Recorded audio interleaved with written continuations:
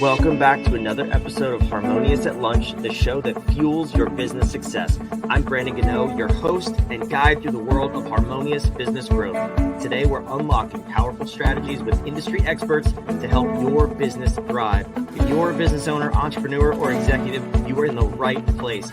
Join me and our incredible guests today on the journey to clarity, growth, and success. It is time to revolutionize your approach to business. Let's dive in with another episode of Harmonious at Lunch. Welcome back into some more bite-sized business advice. And we got one of my favorite type of episodes lined up today. It's the entrepreneur's journey, the success story from a fellow entrepreneur of, we'll see where he was, and to creating a product that's so unique and so different, but so kind of slap yourself in the face obvious that I just can't wait to hear the story. And I know you can't either. So we're going to dive in with Nick Barrett, the CEO and founder of a company called ChordBrick. Before we go any further, Nick, welcome to the show. Thank you for being here. Thanks for having me, Brandon. Glad to be here. I'm excited for this. You and me both share, we are technology experts. And that's we had a number of challenges getting this episode even live and to you today. So very excited that we're actually able to have this conversation. So Nick, I want to hear your story, but first we just need to hear about ChordBrick, because this is one of those things when I saw your application come through and I checked out your website, I was like, how is this product not invented already? Like, why is this the first time I'm hearing about this thing? So please share with the audience, what is ChordBrick? Yeah, thank you. I mean, it's pretty much just what it sounds like. It's a brick for your cords. And that means it's actually kind of tiny because you don't need a huge brick like you would have for your house, to hold just your phone cord. So the trick for me was, or the problem I should say, is the cord was always falling off my nightstand in bed. And, as a lazy guy and one that's fairly picky about my space and stuff, I was just annoyed by this simple problem. And I was like, okay, this seems dumb, but why don't I just make a little weighted brick to hold the cord wherever I put it? And so, yeah, it was a really simple, basic idea. And I kind of worked out a couple of the other features that we have for the product as we went along, and we realized, oh, wait, this thing is useful for not only the cord holding and then cord wrapping as I intended it, but oh, look, it can stand your phone, it can grab your AirPods. Dang, this thing's like a little cord and phone accessory too. So that was kind of accidental, but happy accidents along the way. But the basic idea was simple, like you said, just a very basic brick for your cord to keep it wherever you need to put it. Yeah, I'm going to go ahead and not show you my desk right now. Let's just say I could use a brick or two. But I'm curious, though, because you see products like this and you have that reaction, right? That I said, it's like you kind of slap yourself like, why did I not think of that is one. And the second question is, who actually designed that and made it and thought that was a product the world should have? Because it's so simple. But for you, so you had that moment where you said you're a lazy guy, which I think all great inventions come from lazy people. All great solutions do, because we're efficient. We're not lazy. Let's just change our wording. Right. We see a better way. Yeah, exactly. So you had this idea. It was so simple. What made you say, like, this is needed enough and simple enough for me to pursue, rather than just saying, I'm sure someone else will figure this out? Yeah, I think actually what you just said is really interesting. You said, how did this not already exist? When I saw it, it was so obvious that this should be a product. And first of all, thank you very much for saying that. I think at first, a lot of people started saying that to me when I was selling the first version I did at a flea market. And I was like, are you saying, I didn't really know what to take from that. Like, are you saying that this product is too simple? Is it dumb? Is it are people going to laugh at people who use it or something? But no, I mean, I think the other side of that coin was what they were saying to me was it made sense to them. The brand, the ChordBrick, the shape of it. All right. So full disclosure, a little bit of tech issues here, but Nick, I love the product. I love the creation of it. You talked about the simplicity of it and the laziness of it, which is kind of two separate things. So you saw that this was a need, at least in your life, and then you saw how simple it was too. The common question would be, or the thought would be, how is this not created already? And then, which is probably really easy to just brush it off to the side and never think about it again. You obviously took the approach of saying, well, I'm going to do something about it. So tell me about that process, because it's one thing to say, to have an idea about a product, but then you've gone full blown, you created a company around it, you have this product now, you're selling it. What was that path like for you? Yeah, so I'll try to explain as quickly as I can here because uh, the process of developing a product is so much more complex than I would have thought. One of the reasons that I tried to create this product was, I'd had a lot of ideas, but I kind of realized that this thing was small and should be relatively inexpensive to make. And I thought, okay, I can actually start a business that is this inexpensive because it's not like I'm trying to build a car, right? I mean, the first prototype for a car, how much is that going to cost? Hundreds of thousands of dollars to try to manufacture that thing. And I'm like, okay, I just got a tiny little thing. Like, I can definitely launch this business with the no money that I have.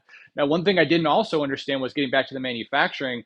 um, I didn't know how to manufacture anything. So actually, I didn't bring in any preconceived problems in manufacturing. I just decided to try to make the product exactly as I envisioned it. Little did I know that there has to be compromises when you're trying to manufacture something because almost never can a product be manufactured exactly as it's originally ideated and designed. Um, there's limitations that come into manufacturing. There's this term called DFM, design for manufacturing. And that means that you have to consider things that create added expense or problems or, extra time or extra labor in the manufacturing process to try to, get the features that you want out of it. So I didn't bring any of those in. So I pretty much was able to kind of create something that was, I think, a little better designed for with the customer in mind. Because if you actually look at some of the other products that are on the market, at least the way I look at them now, they're really designed with the manufacturer in mind. The manufacturer is trying to create something that's the lowest possible cost, but that comes at a compromise for what the customer really wants. Which I think is a great metaphor for building a business, right? I mean, a lot of people, when they go to start a business, or even if you have an existing business and you're going to add an additional service or additional products to that business, you tend to think about it from an efficiency perspective from your end. Like, how can I deliver this product or service? And we don't necessarily always design the perfect end result for the consumer. So that almost naive mindset of not knowing what is possible or what is not possible, how did you leverage that throughout the process as you started to learn things and you're developing this product? Like, how did that actually help you to create a better product for the end user? Yeah, I mean, innovation dies at big companies, right? It's not unique that small companies innovate new products. I think that's a very commonly seen thing in the market. And I think that limitation is what really breeds necessity, right? If you don't have unlimited resources, you just have to do with what you have to make what you want. And when you have a problem that you personally are experiencing, there's no one who understands that problem better. And then so I think when you have the idea for the solution, I think you had asked, maybe it was even off air, but you had asked me, how do you go about even starting and creating this? And so it seems crazy. You just start, right? You have to actually start trying. You got to start doing it. You got to start talking to people about it. People are like, oh, I don't want to share my idea. No, no. Trust me, the idea that you first come up with will not actually be what you end up making. You need people to poke holes in your idea and your solution for it, because you've got to figure out a number of different things. What are the problems people are going to see with that I don't see? And then, maybe some of those people are going to be your customers, but maybe some of them are not. So then you got to find who exactly your customer is, because the first two things you think of when you start a business are, who is my customer and what are they going to pay for it? And then how am I going to exit the business? What's my plan to get paid, to get out, to not to make myself expendable? Because I think with any business, you never want to have to be the person who does all the work. It's different when you're building a personal brand, maybe as a podcast. I mean, you can tell me from that perspective, but for me, I want to make myself expendable. I want the company and the brand to basically launch products on its own without me needing to do that. So that's kind of the goal in mind that we're trying to move towards. Yeah, no, that's an interesting way to look at it too. Full disclosure, this is not this is not my full-time gig here. We we have a consulting business where I'm able to do that because we begin with that end in mind. And that's what we say to our clients all the time is if you are the one responsible for the delivery of the product or service, you're in a very dangerous position. You actually can't scale. You need to be out of delivery as much as possible. It's the only way to scale your business. And that's a perfect question to ask yourself. I'm glad you brought that up about the exit. It's inevitable, right? It's either your business is going to either fail, you can pass it to a generation, you can sell it, or you can close it down. I mean, there's very limited options about what is next for a business, but ideally you set yourself up for optimal success from the beginning. So I want to get there and kind of where you're looking at taking this business, but I'm also curious about the path to get here because so you go through the development process, you have a product, it's now ready to bring to the market. What does that look like? Because the other thing is you mentioned a car. People already drive cars. They know they need cars and they're used to buying them, they're used to seeing them. Whether they look different or do different things is a totally different story. This is a new product that's very simple, that solves a specific problem. What was that journey like in getting that to market and getting people to actually buy and adopt this product? Yeah, it actually brings me back to when I first applied for my first patent, and I started to get some calls from people because when you get a patent, your information is published publicly, and certain companies will look for people with ideas that maybe they can help them get to market. Because as you mentioned, the go to market strategy is difficult. And so I remember this one guy called me, and he said, I'll take 50% of everything I sell for you. And I thought that's crazy. Like, no way would I just give you 50% of everything in my patent. And he goes, have you ever brought a product to market before? I said, no. He said, good luck. Click. And he hung up on me. And I was like, wow, okay.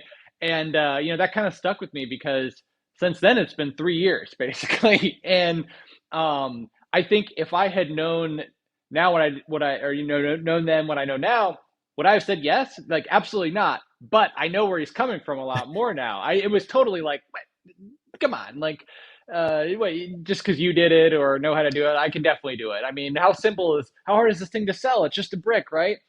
But I realized pretty early on the messaging strategy was a lot more complex. I mean, especially today in the days of social media and people just swiping and moving on and like really not wanting to see ads at all. Just, I mean, for me personally, when I see an ad, I mean, I just my finger like just reflexively just like goes past as fast. I'm looking for that ad label or sponsored or something like that. It's like, is this an ad? I mean, I'm skeptical of all kinds of regular real videos, organic videos, just because of that.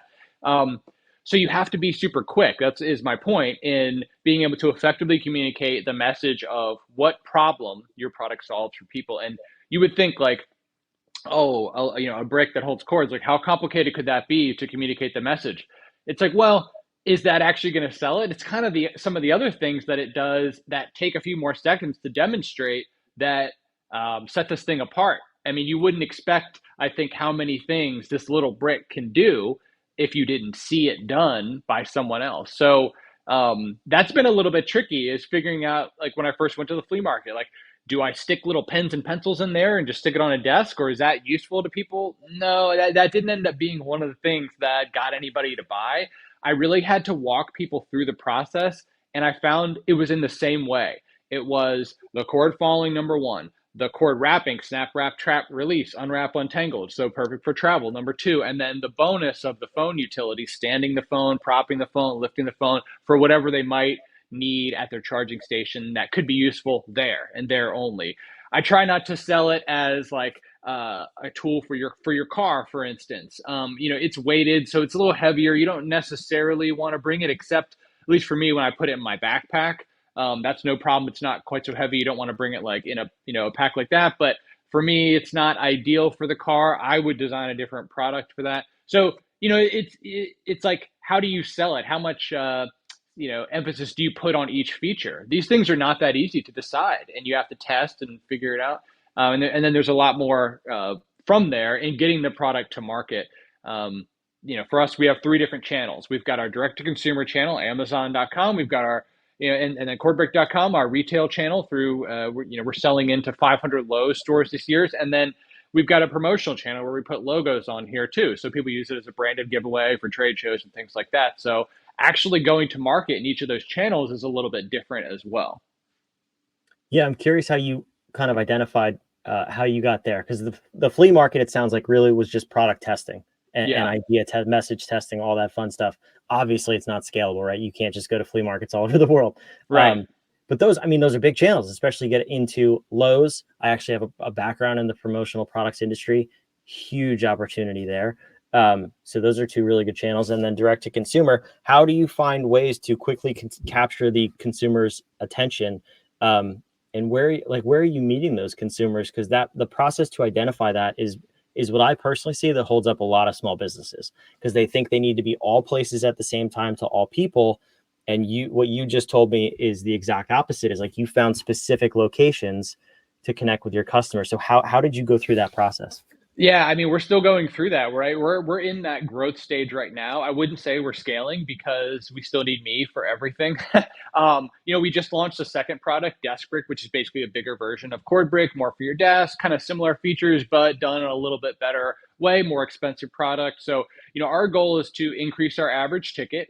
We want to sell premium products. I'm not trying to compete with, different, what some people would call Chinese knockoff brands and stuff that's not high quality for customers. I want something that people will remember and because it's quality. So we're currently going to market in the direct to consumer channel by building specific landing pages and funnels, not for search. We're driving advertising traffic there and trying to use social media, which has gone up in cost an incredible amounts, particularly since COVID.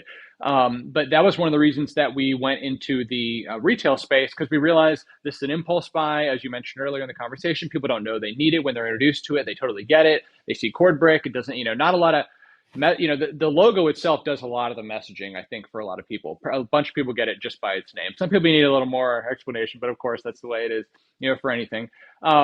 But so, we went to trade shows and we're able to kind of capture some people and buyers that way and just get the brand out there, test their number of locations, see what stores the product is selling through. We sell into hospital gift stores. We're in other hardware stores, small electronic stores, phone accessories, things like that. And then, as you mentioned, the promotional space, I knew from a long time ago, people were asking me, could they put their logo on this? Because I'd love to hear more what you would say about how we could get into that space.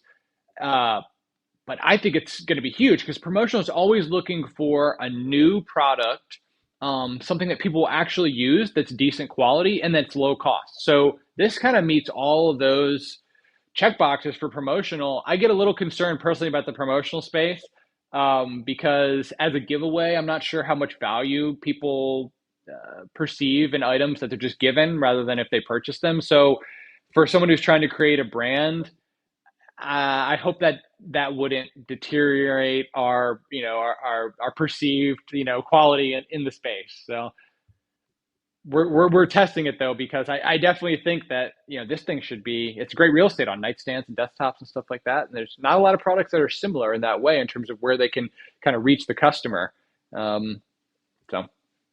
Yeah, it's an interesting space to be in. Biggest buyers are corporate. So it sounds like maybe not Cord Brick, but the Desk Brick would be the better solution for them. But because then it's in the office or it's on their desk if they're working at home, those kind of things. But otherwise, yeah, you hit the boxes on the head. That's what people are looking for in that space in particular. And it's different and unique, but it's the one key is that people will use it. And that's I think the coolest feature for you is like, it's so simple, but people will use it. And it's not one of those things that they're going to look at, a pen, a mug, a Frisbee. Like you look at these things, you're like, okay, they live their life. I can throw them out now. Like this is one that, no, I'm moving my computer. I'm going to bring my Desk Brick with me. Like I need, that cord organization with me. So it's a really, really cool product for that. So I'm curious. Thanks. I mean, we've looked at how you got here, and I hinted at this before. You hinted at it too. The exit. I'm curious. What's next? Like, how are you planning to grow this brand, and then obviously get it out from requiring your input so much? and then ultimately exit the business. Have you thought about that plan? Yeah, it's an ongoing process. I'm learning a lot. I mean, this is my first startup that I've been in charge of or been a part of, really. I worked for small companies, I worked for large corporations, but I never really have been in a managerial role before this. I had a lot of different jobs. I don't really know what I wanted to do for a long time. And I think that's kind of what led me to entrepreneurship. Was I was interested in so many things, and I really enjoy so many parts of running this business and things I get to learn, being the one in charge and deciding what to do. Um, so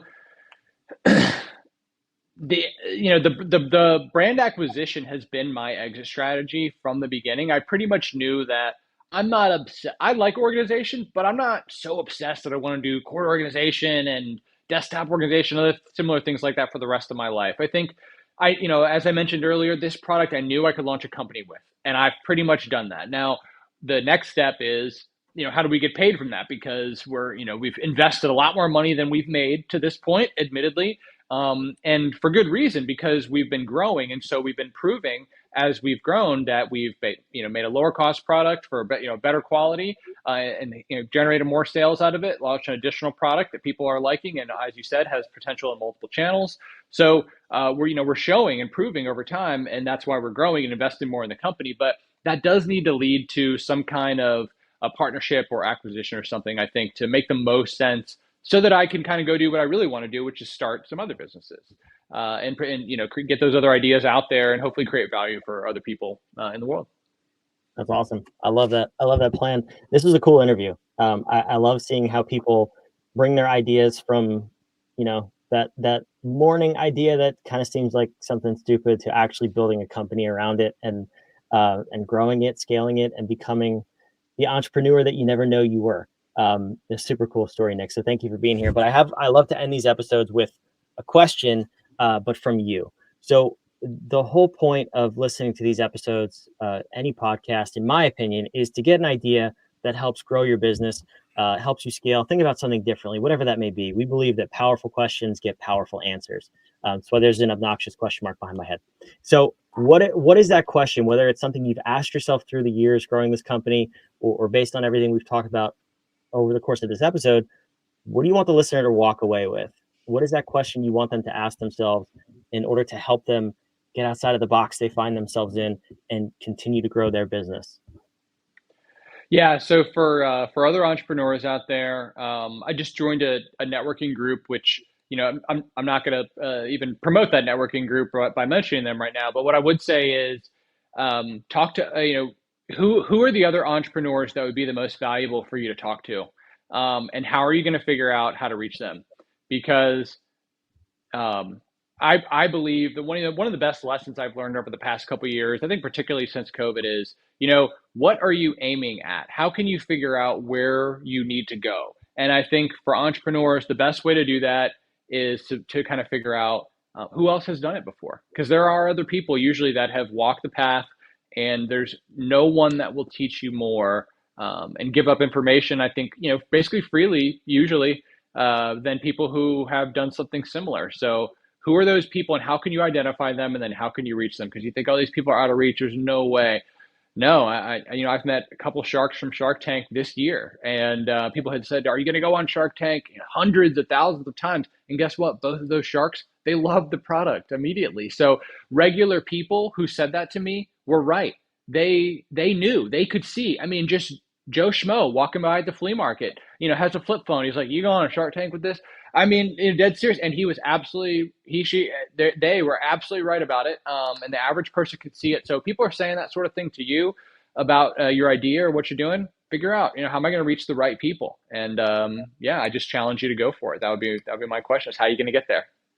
That's a powerful question. Yeah, there's immense power in community and relationships, and you can't probably spend more time doing anything better than connecting with the right people, because connections are what's going to help you grow your business. And who knows, maybe they're the solution to provide that acquisition or merger for your company. So whether you, Nick, or you, the listener, wherever you are. So I love that.